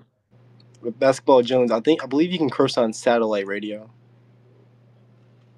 You can't curse on radio, yeah. No, if you're on satellite radio, they can say whatever, you know? Yeah. Bro, we had a budget before, you know? Damn thing with the budget is that we were like, I was redistributing it back into the community, you know what I'm saying? Yeah, with the with the prizes and shit like that. Yeah, like I'll do prizes and, you know, all types of shit. Sam was like asking me for money and all of that, bro. Nah, bro. Urkel. There was I need to find a way home. Well, hold up. Sam is funny though. You know what I'm saying? So I didn't feel no type of way. Like Sam actually added value. Yeah. He added like real value, and I didn't feel no type of way. You know. Hold up. So what happened with Taurean Prince? Taurean Prince. Taurean Finney-Smith. So Milwaukee Bucks Taurean Finney-Smith or Taurean Prince has sustained a herniated disc in his neck. Yikes! Ugh. And is expected to miss a significant period of time. Sources tell ESPN. Prince shot 42.9 on 3-pointers in his first 8 games of the season. Must have been doing some wild shit in the bedroom, bro. Man, what the hell? How the fuck is that happening? He's a freak. He's a freak. The gap's too big. The gap's too big. He's a tank. My boy Full Clip said, "Keep it dog ear missionary, fam. None of this freak shit." He's too big. He's a tank. He's a tank. Favorite one. He's a tank. He's a tank. Kaminga's legs are like fucking tree trunks. Kaminga's like fucking tree trunks. He's a tank. The way they overlap, bro, is insane. Yeah. So with the soundboard, you can kind of play them at the same time, you know? Yeah. Kaminga's legs are like fucking tree trunks. He's a tank. I think you should like already like cook up like pre-combos, you know what I'm saying? Just like 3 of them in one clip. Bro, I work on combos all the time, man. I mean, you know. Two chains. He's a freak. 2 chains. This is insane. I just had Titty. No. You don't need to let me. 2 chains. Oh shit. But this one right here from Jay? You're quiet like a bitch because I just fucking slammed you in the ass. DK, are you really that big? Are you really that big? Bro, I was there for that. I was like, what the fuck? I was like, this is getting clipped, dog. I'm like, he has to be clip farming at some point. Hey, chat. Don't be afraid to come up on stage, man. Don't be afraid to come up on stage. I beg. Don't let me run y'all away. It's not like everybody gets clipped. You know what I'm saying? So thanks. I haven't gotten a clip yet. On stage, don't be afraid. It's not everybody that's gonna get clipped. Brandon, I'm always listening out for Brandon. Jay, always listening out for Jay. You know, Matt. So it's not everybody. They come on stage, the offensive load. Offensive load. I got my LV bag with a little boo boo. I don't think you boy. That big man. Yeah, it's not everybody, man. I don't think Benjo, for that. Benjo, you are a candidate to get clipped, 100%. You're 100% a candidate to get clipped. And I'm gonna barbecue you now. You came on the stage and lied, and now you're about to get cooked. And I'm gonna barbecue you now. Steph Curry has a negative 30 net rating when Green is off the floor. Curry has regressed. Stop it, Brandon.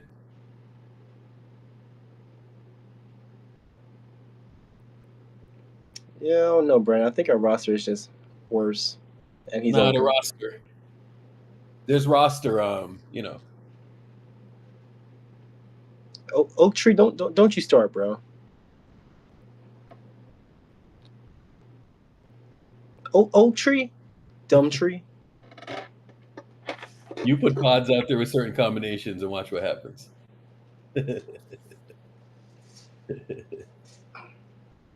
Oak Tree get like Gabriella, like Sage.